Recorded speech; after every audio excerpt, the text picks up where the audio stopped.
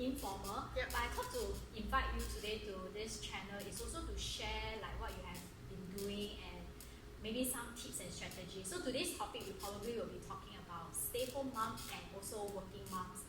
So maybe before we start, right, I have the honor to invite Mei Ling to join me for discussion today. But I'm going to give the honor to her to present herself and maybe tell us more about yourself. Yeah. Okay, so thank you, Sam, for inviting me. This is really nice. Yeah. So, I have been a stay-at-home mom. I have been a work-from-home mom. I have been a full-time working mom. Yeah. And then I've also been, well, I suppose that's about it. Yeah.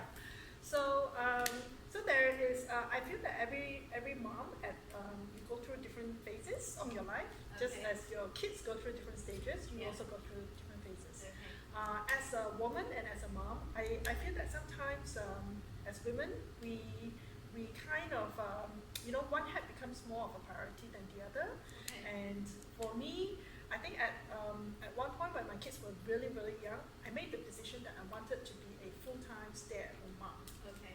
So you left your full-time work and then you go straight into a full-time mom. Correct. Okay. So prior to becoming a mom, I was working in business development, so in sales, in the advertising industry, and then I also ran my own PR agency for a bit of time. Wow. Okay. So with my first child, during my entire pregnancy, I was actually running my own business.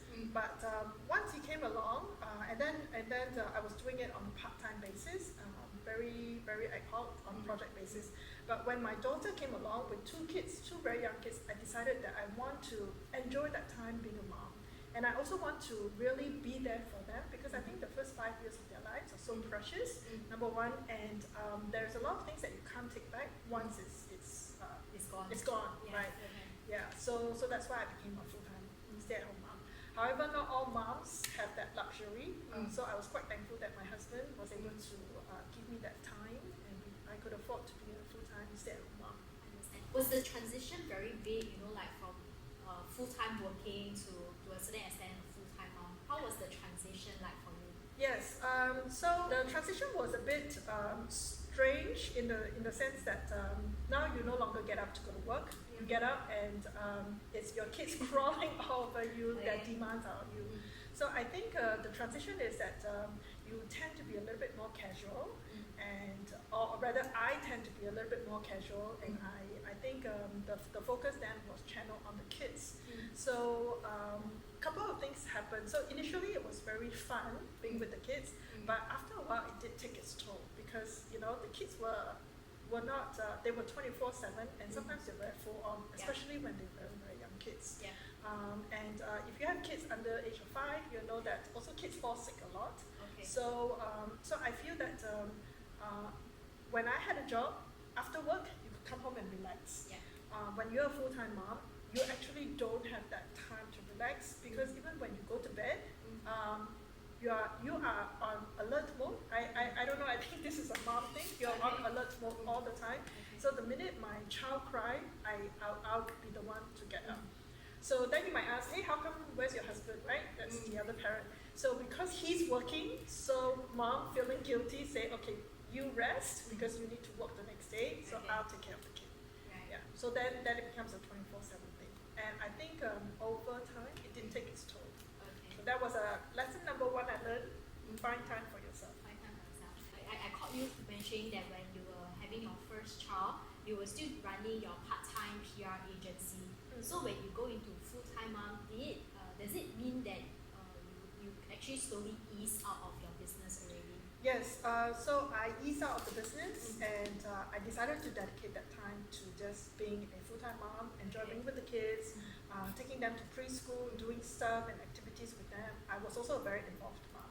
And I think there are some women out there who are like me, very involved with the child because we are very particular about how we want to raise our children. Yeah. So you might have, I had a helper with me, but still I'm the one making sure that what is the food that is going to be cooked for the child. The washing of the dishes, of course, we left it to the helper, but I was the one preparing the food, I was the one playing with the child, I was the one reading to the child. So very hands-on. Very, very hands-on. Because I feel that, so while some parents, feel that it's, they can send a child, weekend courses. Yeah. For me, I prefer to, be there 24/7 with the kids. So we were doing collages, we're doing a lot of art, a lot of painting. Naturally, the house was very messy because, the kids, were allowed to play with a lot of art, and I would bring them outdoors quite a fair bit. We'll do swimming, we'll do exploration. So I feel like this is what kids should be. Okay, that's interesting to me because even though you are a full-time mom, you are very, very involved in the upbringing of your children. Yes. Like especially in their development, which is Correct. something that I'm very in sync of. I mean, I'm not a mom, but if I envision I'm going to be a mother one day, I would probably like to do something that you have been doing. So I think one thing that really impressed me in your journey of a stay-at-home mom is I came across your Instagram and it's called Universal Scribble. You have more followers than I do, and I found out that follow me.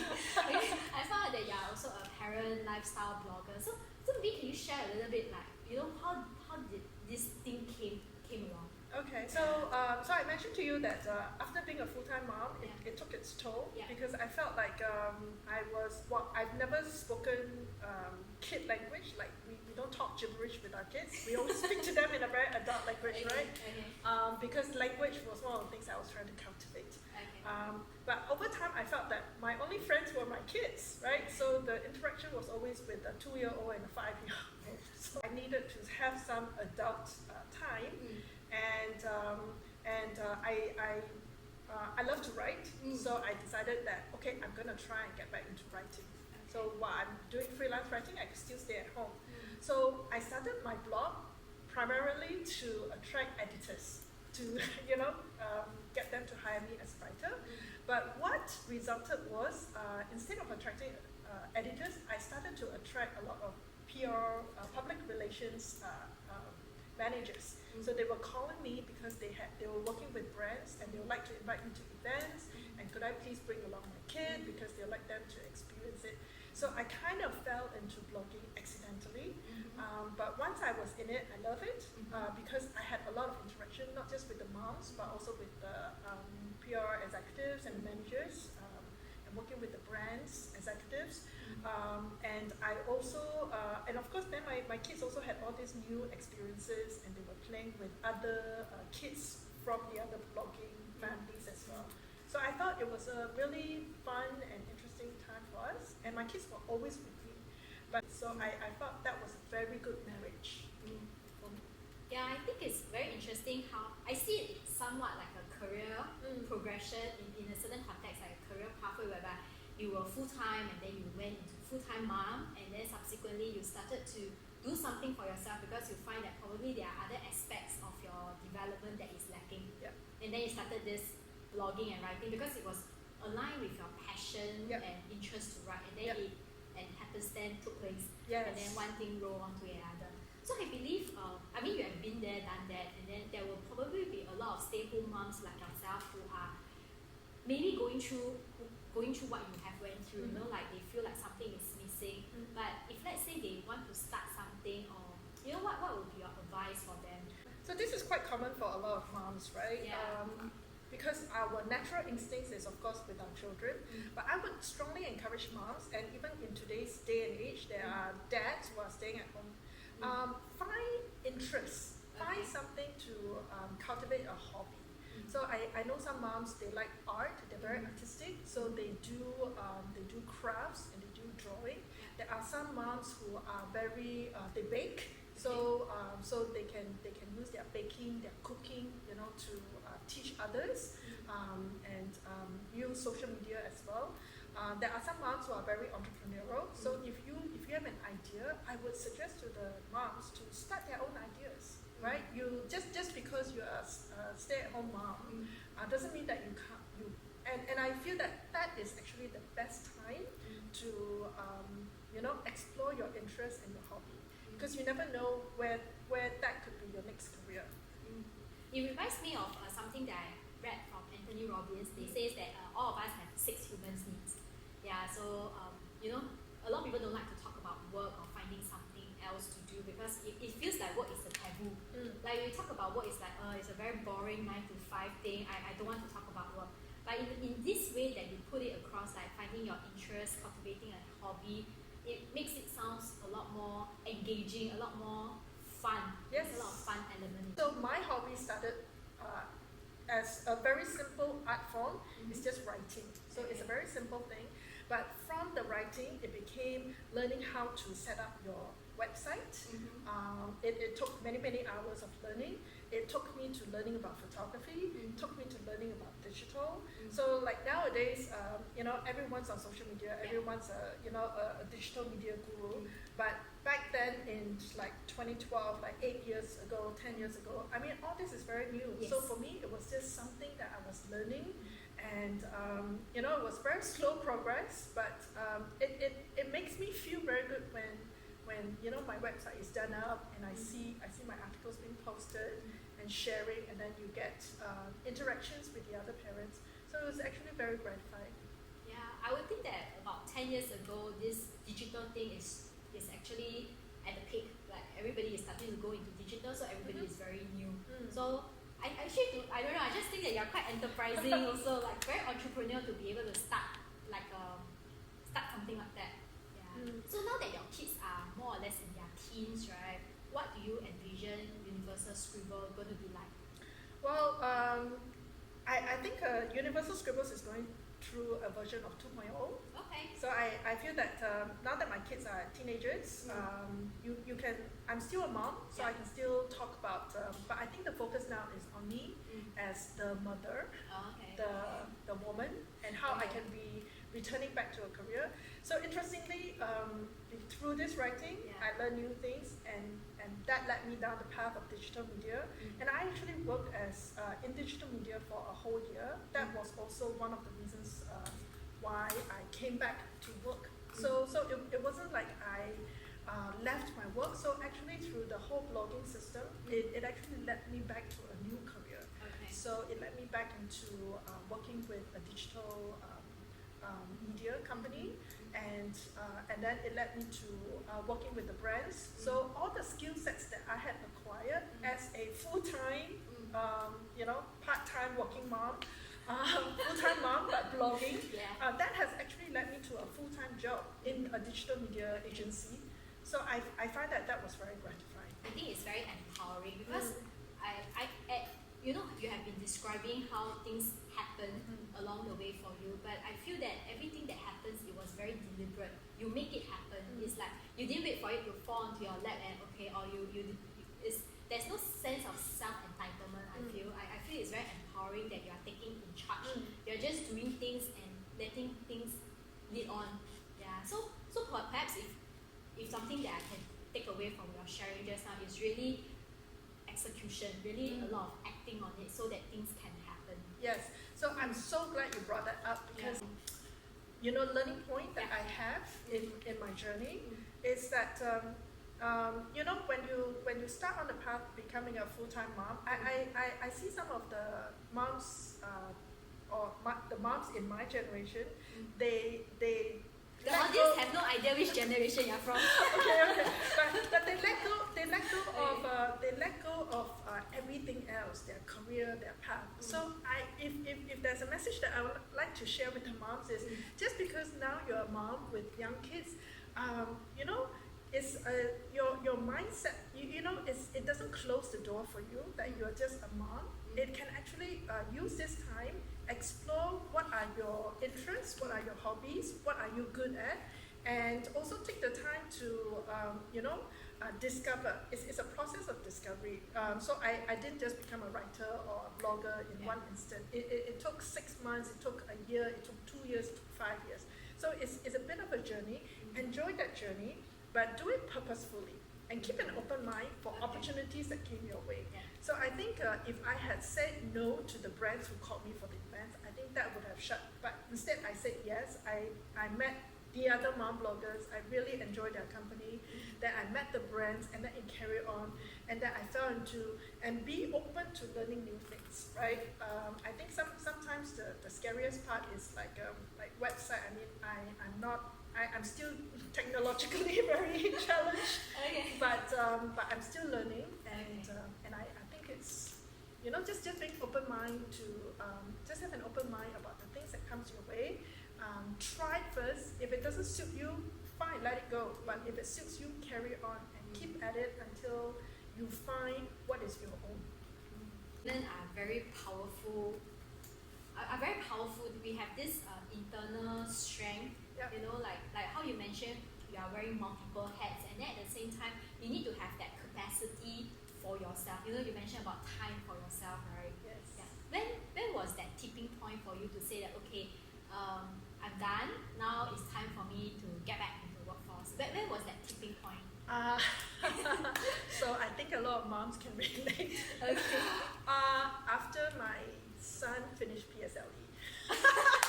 PSLE. Okay. PSLE. So I have a son, and then my second child is a daughter. Right. So when with the first child, it's a lot of unknowns because he's your first child. You're going through everything with him. So after he finished PSLE, I realized that that's just a lot of stress.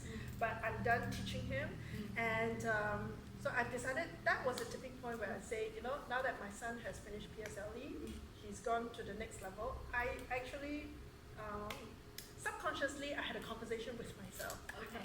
If that even makes sense. But I think it's time for me to step back from, that is all about the kids and make it all about me.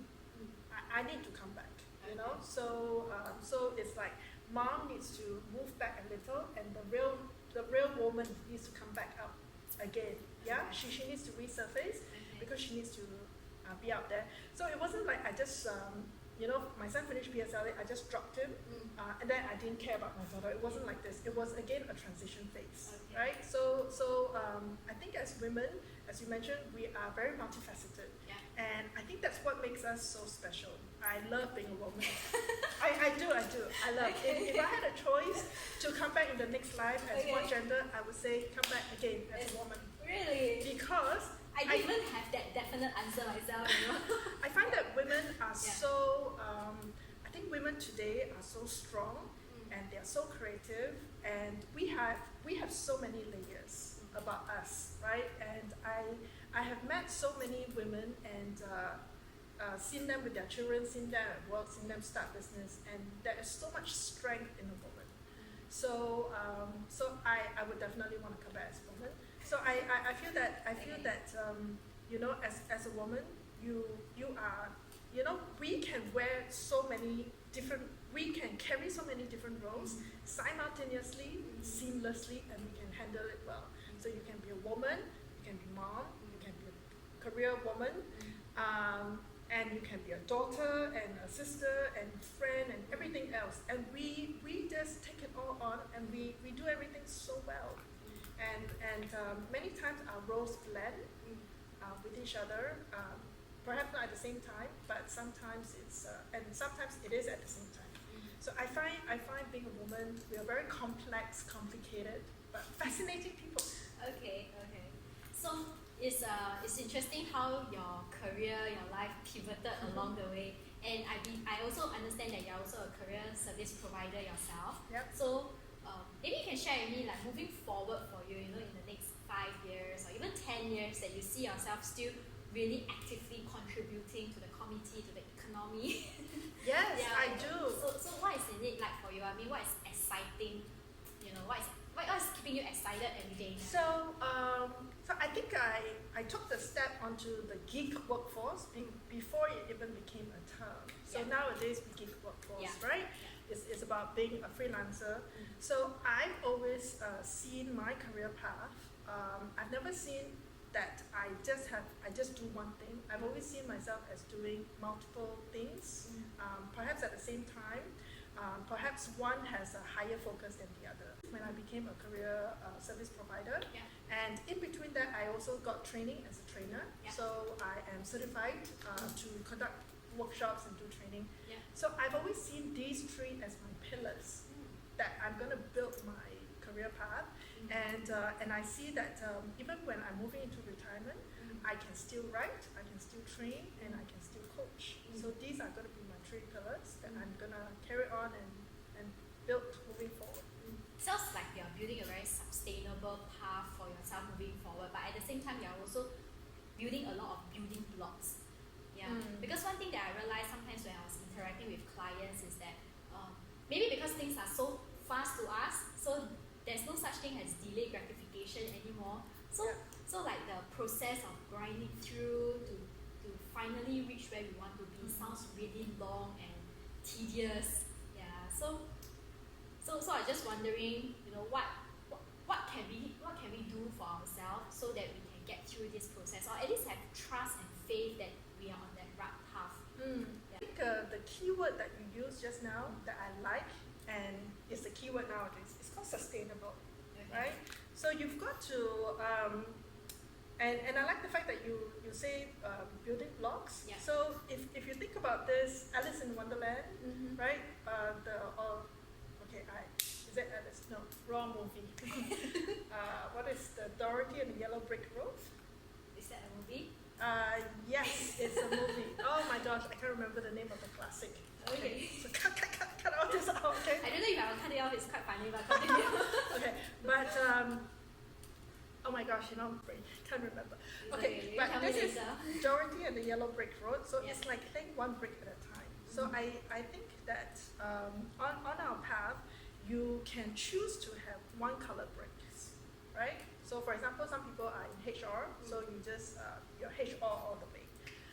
For me, I feel that I have 3 different colors on my bricks, but I layer them, so it's a very colorful orange for writing, red for training, yellow for coaching, for example. Okay. Right? So it's but they complement each other. The 3 pillars actually complement each other, but they can also exist on their own. And it's bricks that, as I'm laying the path, it can actually sustain itself. Like you say, it's sustainable.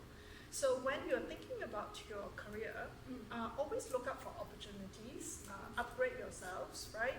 And look for things, look for facets of your career path or the bricks that you can, lay down on your path and help it to sustain your future. So I feel that if you do that, then you have a very good chance of having longevity in your career. What do you think is the change in mindset for yourself? You keep mentioning you're from a different generation and all. Yeah, so right now that you're back in the workforce, and then we are talking about how we have 5 different generations working all at the same time, all in the workforce. So what changes do you actually experience yourself, in terms of mindset, so that you can thrive in the working environment? Okay. So I did mention 5 generations, and that I'm a different generation from you. But I think the mindset is that you keep an open. I suppose. Okay, let me expand on the word open mind. All right, because it's very easy to say keep an open mind. What does it really mean? Yeah.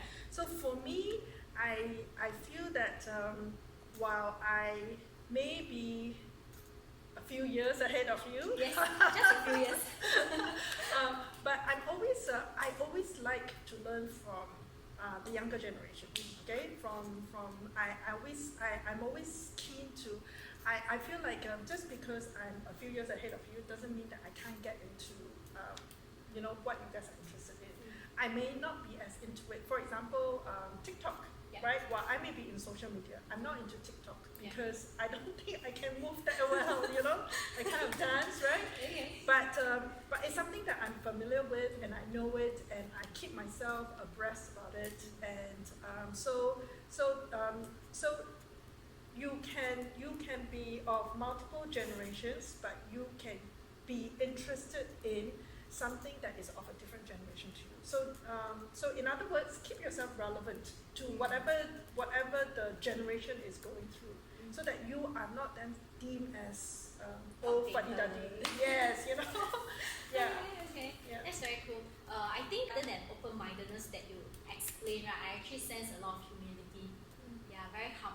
to learn, and actually even myself, I'm in the situation whereby I'm learning from people who are a few years ahead of me, and I'm also learning from people a few years before me. Is it before? After me. Yeah, it's more like it. So I think things are changing so fast, and no, we are not alone. I think as an individual we are very limited, but when we all come together collectively, we are quite powerful.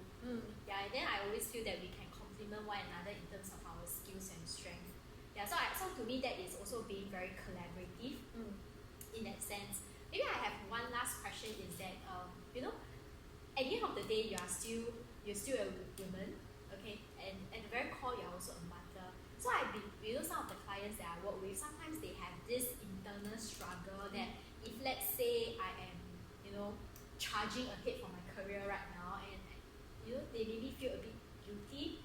Yeah. So is it real? Is this internal guilt real? And if it is, how can someone manage it better? Yeah. I think mothers, I shouldn't say mothers, I think all women feel guilt at some point. Really? I don't know, I think it's built into us, you know. Okay. We eat a chocolate and we feel guilty. Okay. Put it away, right? So I think it's part of our DNA. But I think that there is no reason for the guilt to happen. Even if you feel guilty, I think you should just acknowledge that, yeah, I do feel guilty. I'm taking some time for myself, and then move past it, okay? Because there's no point in holding on to the guilt. So now I've got teenagers. I very openly tell them, hey, you guys are, so from the time they are currently 15 and 17, from the time they are 13 and 14, I tell them, you're in secondary school, I've taught you well, I will be here to support you in anything that you need, but I think but it is your time to learn to be a student, and I say, I'm now taking ownership of myself. So I'm actually, I actually very openly tell them, it's my time now. So, so they were... How did they receive it when you tell them that, hey, it's my time now, you have to be accountable for your action? My son is okay with that. My daughter is okay with that. Really cool.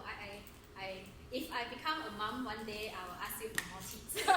Definitely. Yes. For sure. So maybe before we end, maybe you can share with us three tips each. I have been reading. Yeah, 3 tips for stay-home mom who are like stay-home mom, like full-time stay-home mom, and also 3 tips for working mom. You know what will it be like for them? What will you tell them? Okay. I'm not sure if I can come up with 3 tips. I'll try. Okay. Or maybe put a little bit of career element because we focus on career here. Yeah. Yeah. So I think 3 tips for stay-at-home moms is, number 1, enjoy your time staying at home. Don't feel guilty about it because you have dedicated this time. Perhaps my first tip to them is maybe plan for a time frame. So for example, just say first 5 years of the kid's life. Okay. After that, I'm going back to work. Okay. So you give yourself a time. Okay. Then because this will allow you to revisit your decision. Okay. So it's not like stuck in stone forever and ever. Right? Sounds good. Yeah. Number 2, so while you are being a stay-at-home mom, take the time to explore and discover your interests, and then use that interest to perhaps launch your career. You know what I mean? So if you are, organizing birthday parties, maybe you enjoy event management. If you enjoy taking photography, you enjoy being on social media, maybe digital media is a career path for you. Okay, so find something that you're interested in and then explore that and see how you can, lay the bricks down to be your return path back to work. Okay. The third tip for stay-at-home moms is to take the occasional time to, for yourself. So while 24/7 is a very long time. Yeah, it's not an easy role. It's a full-time. Correct. More than a full-time Yes, job. but Yeah. that's a lot of time to dedicate to children, right? Yes. So I'm sure you can carve out some time to think for yourself. So you can either have some adult time or use that time to think about how you want to be interacting as an adult or as a returning adult into the workforce. So that's what I mean. You know, don't spend all 24/7. Maybe 24/7 first 6 months. Then after that, maybe carve out some time. You know, 23/7 on the kids. You know, 1 hour for yourself. That kind of To things. remind yourself. Yeah. So 3 tips for the working mom, right? Yeah. So I think working mom and stay-at-home mom sometimes they have this different kind of struggles. So working mom, the struggle is definitely guilt that they're spending so much time away from the kids. So again, when it comes to the guilt part, I think in today's day and age, I think the workforce is actually ready for working moms to have different kind of working culture. So we have work from home. You know, especially during this pandemic, the entire world is actually more understanding. So for working moms, look into different ways where you can actually, you know, balance your work life a little bit more. Number one. Second tip is, you know, maybe if your full-time work does not give you, if you're really feeling very guilty that you're not spending enough time with the kids, then I would say, you know, maybe sit down, either work with a coach or with a very important thing. Because I feel that as women, you know, sometimes it's too much to be mom and woman at the same time. Sometimes, you know, mom has to come first, sometimes woman has to come first. So I think every woman, every stage in their lives, they have to determine for themselves what works for them. And number 3 is there are so many choices nowadays. Being a working mom, you can work full-time, you can work part-time, you can do freelance, you can start your own business. So there is, I feel like the world is their oyster, really. So look around, explore, don't restrict yourself. Very cool.